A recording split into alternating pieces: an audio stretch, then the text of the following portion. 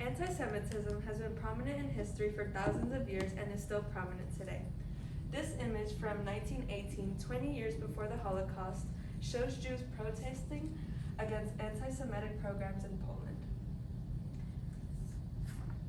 Similarly, this image shows Jews protesting against anti-Semitism exactly 100 years later, demonstrating people's growing concern for anti-Semitism in our world today. Good afternoon, my name is Alyssa Negron, and my topic that I'll be talking on today is anti-Semitism in Europe. My research question is, since 1933, to what extent has anti-Semitism had a negative impact on the cultural development of Eastern European countries? My argument is that anti-Semitism has negatively impacted the cultural development of Eastern European countries due to how it has compromised cultural identity, limited education, and changed political attitudes. Since the Holocaust, countless Jews fled Germany and became refugees in countless different surrounding countries. This image shows Jewish girls taking refuge in Britain. This change often left these children feeling alienated from society and did anything to be accepted. They have testified to have lost their cultural identity because of this. Girls would often marry just to marry and not for love, and boys turned to more aggressive tendencies, going to jail or getting killed. This mindset encouraged synchrony. As shown in the graph, synchrony causes harmful disobedience, conventionality, and groupthink. Harmful disobedience is a direct correlation to how the refugee boys turned to violence and ended up going to jail. Conventionality shows how the refugee girls would turn to getting married to anybody and ignoring their personal views and beliefs. This is negative for if This goes into my next point of education. During the Holocaust, almost 90% of Jews in Lithuania were killed. Now, why is this important? Well, in recent years, Lithuania has tried to introduce Holocaust education. However, due to its past history, students, teachers, and parents deem this unimportant. This is significant because the dominant belief that Jews are unimportant has set limits on diverse views and the potential for important topics that can be taught in the classroom. Parents themselves say it's important. Parents themselves say it's unimportant because, as shown,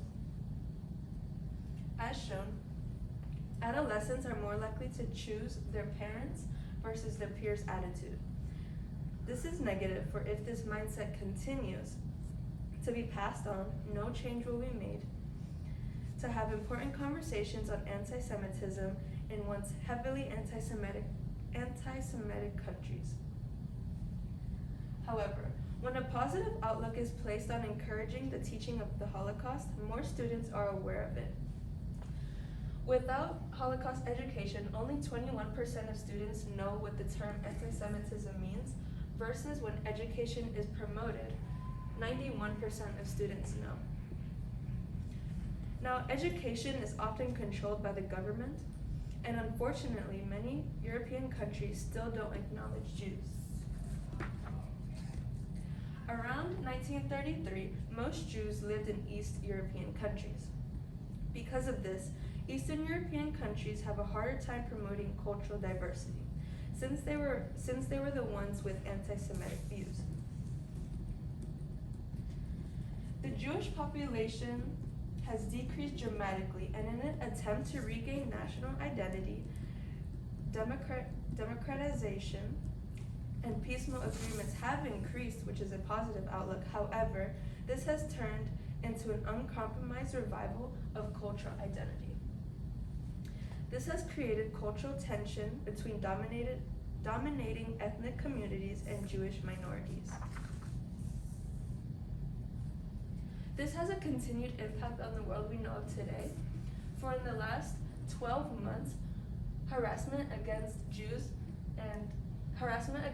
have increased more than it has in the last 5 years.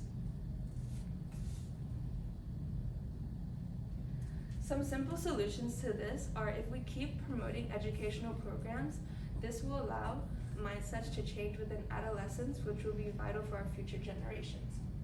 Government programs are also important because they are ultimately what controls the world we live in today, for they control our education.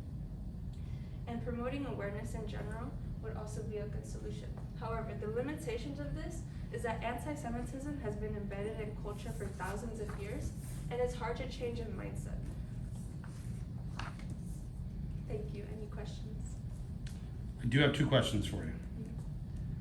First question, how valid and reliable were the sources that you use, and how do you know? Many of my sources were academic journals, and were written by professors of college universities and were peer-reviewed, and these professors are experts in their fields, so that's how I know that they're reliable. Okay. And if you had more time, what additional research would you have related to this, would you have conducted related to this issue? Some additional research I probably would have conducted is more of how it affects other countries as well, not just Eastern Europe. I would probably have conducted research how it also affected the United States, how it also affected Asia and stuff.